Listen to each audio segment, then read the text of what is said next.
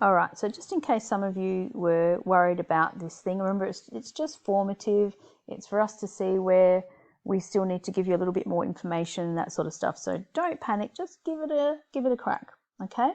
And I'll just let you know that now at the moment when I'm writing in the box, it moves. So I'm going to just pop the answers up the top here to make my life easier. These aren't the same.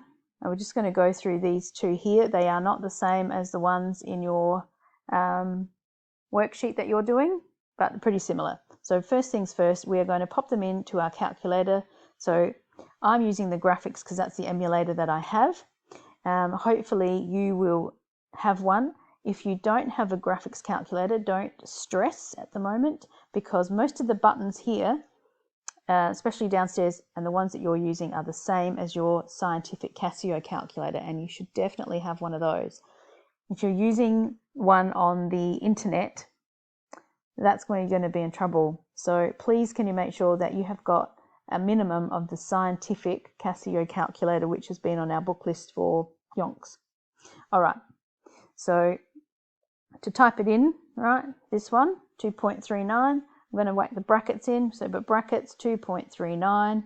Now instead of saying times 10 to the, I'm not sure if you can see if I'm pointing, but it's down on the bottom row. You can see a times 10 to the, I push that, and we want to type in to the 6. All right, so 6 bracket times bracket 8.69, again, bottom row, just 1 times 10 to the, and then it's saying negative 12. Now, this is where some people are making an error. You must use your negative in the brackets, which is again on the bottom row. For those of you using a scientific calculator, you will find it on the left-hand side at the top. So look on the left, right at the top, but it looks like the same as the one on this calculator, just in a slightly different spot. All right, 12, close your bracket, equals. So I'm just going to write this up, 2.0769, 2.0769 times 10 to the negative 5. All right, so if I want two significant figures, remember significant means important. And I'll remind you again, this is after you've done the textbook work where you have practiced, you've looked at the solutions to see that you've got them right. So two significant, so we've got 1, we've got 2. But we can't just write 2.0 because you must look at the next number here. And because that's 5 or more, right, 7 is bigger than 5, we write 2 point becomes 1. And then just chuck on that 10 to the minus 5. 3 significant figures. We're going to go 1, 2, 3 important figures. Same deal. We're going to look at the next number. Because that is 5 or more, then this 7 rounds up to an 8 times 10 to the minus 5. Right, 2 decimal places. What's going on there? This becomes, so 2 decimals, we're looking there, but we have to look at the next one. And so it's the same, in this case, the 3 significant figures is going to be the same as 2 decimal places, but that is not always the case, as you will see with the next question when we do this one. Let's finish this off. 3 decimal places, 1, 2, 3. Once again, this number is more than 1, so this has to round up. 6 becomes 7. So 2.077 times 10 to the minus 5. Right? All right.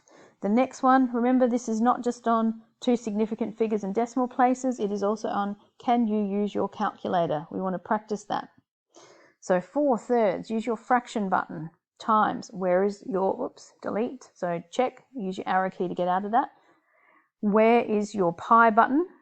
Again, same on the scientific as the graphic, I believe. It's the bottom row. You can see that it's in yellow. So again, my little cursor is showing on my screen, but I'm not sure if you can see it, but it's a little above the times 10 and it's in yellow, so you have to press Shift, Pi, and what was it, 1 point something, 1.9. 1.9. Now my power button is up the top, it's the hook. For me, it's on the same row as the red alpha button, so alpha 3. Scientific calculators, it's upstairs, and look for a little thing that looks like this. I think it's coloured in, or for some of you it's an X to the Y or Y to the X, but those are the buttons that they usually do. Equals. For those of you with a graphic calculator, that comes up, just press SD. Scientific, you'll just get that decimal straight out. So let's write this down. So I've just popped that number up the top so I don't have to keep going back and forth to the calculator because I won't remember. And by the way, when you're trying to type in the scientific notation, you just type like this. You won't be able to put in the like the power thing there, so you can say use the little hook. So you'll be going sorry about that, sneeze on camera, 10 to the, and then you'll just put minus 12, and your times you can just use your X button. Okay, so there we go. To type it, you have to type it in. So did this one, 2 significant figures once again, 1, 2. But you must look at the third. It's 5 or more, so that means 2 significant figures would be 29. For 3 significant figures, we're going 1, 2, 3, and you guessed it, once again, you have to look at the next number. Because that is now less than 5, this 7 is just going to stay put, stay as it is, so 28.7. Done. Now remember the last question, the 3 significant and the 2 decimal places were the same. Let's see if that happens here. So 2 decimal places, look at the third. Because it's less than 5, this stays the same. So this becomes 28.73, and you can see that it is different to the 3 significant figures. So they're not always the same. So 3 decimal places, 1, 2, 3. Look at the fourth number. We've got to round that up by 1, so that becomes 28.731. So we're looking at not only that you can use your calculator correctly, but then you can use your knowledge of significant figures and decimal places to get those correct. So look, just have a go. It's formative.